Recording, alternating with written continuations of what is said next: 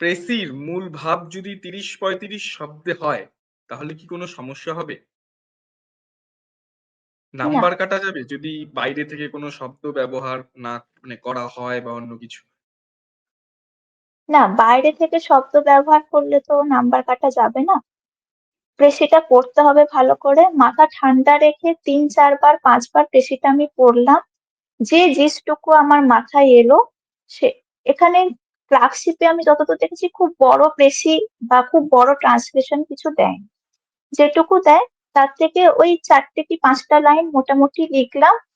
জিস্টটা নিজের শব্দ দিয়েই লিখবো, এই নয় যে ওখান থেকেই কপি পেস্ট করে আমি ৩টে সেন্টেন্স লিখে দেবো, সেটা না।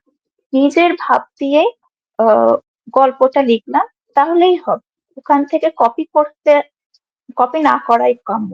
আর তার থেকেও বড় কথা হচ্ছে কোনো যদি এক্সাম্পল থাকে বা কিছু কোটেশন থাকে, সেগুলো কিন্তু পেশিতে আমরা উল্লেখ করি।